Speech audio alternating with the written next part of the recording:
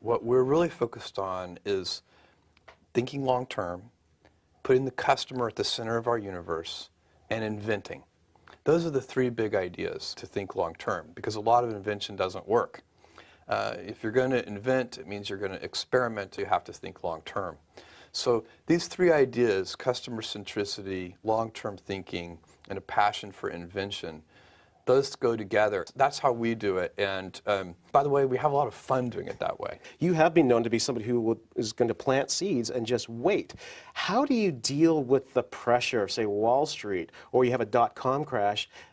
I've never seen you panic. You stay the course and you sort of stick to your script. How do you do that, and how do you advise us to sort of internalize that as well as a strategy? Well, I think that if you're straightforward and clear about the way that you're going to operate, then you can operate in whatever way you choose. And we don't even take a position on whether our way is the right way. We just claim it's our way. But Warren Buffett has a great saying along these lines. He says, you can hold a ballet, and that can be successful. And you can hold a rock concert, and that can be successful. Just don't hold a ballet and advertise it as a rock concert. You need to be clear with all of your stakeholders with, are you holding a ballet or are you holding a rock concert? And then people get to self-select in. I think, and I don't think there's a particular recipe, but there are elements of what we do that I think help. So one of them is that inside our culture, we understand that even though we have some big businesses, new businesses start out small. And so, it would be very easy for, say, the person who runs our U.S. books category to say, why are we doing these experiments with things? I mean, that generated, a tiny bit of revenue last year. Why don't we instead focus those resources and that, all that brain power on the books category, which is a big business for us. And instead, that would be a natural thing to have happen. But instead, inside Amazon, when a new business, reaches some small milestone of sales, email messages go around and everybody's, giving virtual high fives for reaching that milestone. And I think it's because we know from our past experiences that big things start small. The biggest oak starts from an acorn, and you've got to recognize, if you want to do anything new, you've got to be willing to let that acorn grow into a little sapling and then finally into a small tree, and maybe one day it'll be a big business on its own. And in fact, that's one of the mottos for one of your initiatives, and forgive my pronunciation of the Latin, but gradatim ferociter. What does that mean to you? Well, it means step by step ferociously. And it's the motto for Blue Origin. Basically, you can't skip steps. You have to put one foot in front of the other. Things take time. There are no shortcuts.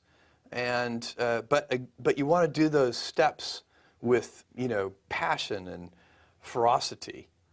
Amazing about your success is that your timing was good too. How does an innovator actually identify that historical momentum, that Kitty Hawk moment? You recognize what was happening with the internet, and you said, you know what, there's actually a room for me to start with books and then move on. How do you do that? How do you find the time and the momentum, the zeitgeist? Well, I think to some degree, you follow your passions and then wait. You have to hope the wave catches you. I was always interested in computers. I was always interested in software. I was always a big reader. And so it wasn't, which made me alert to things like the internet and the possibility that you could build a bookstore online that would have universal selection. I think everybody has their own passion, their own thing that they're interested in. And then you're very alert to the things that are in the sphere of influence of that passion.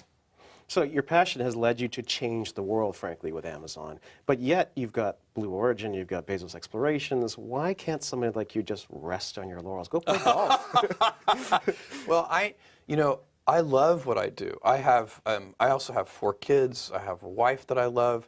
I have a lot of passions and interests, but one of them is, at Amazon, the rate of change is so high, and I love that. I love the pace of change. I love the fact that I get to work with these big smart teams. The people I work with are so smart, and they're self-selected for loving to invent on behalf of customers. And so, it's not, do I love every moment of every day? No, that's why they call it work. There are things that I don't enjoy, but if I'm really objective about it and I look at it, I'm so lucky to be working alongside all these passionate people, and I love it. Why would I go sit on a beach?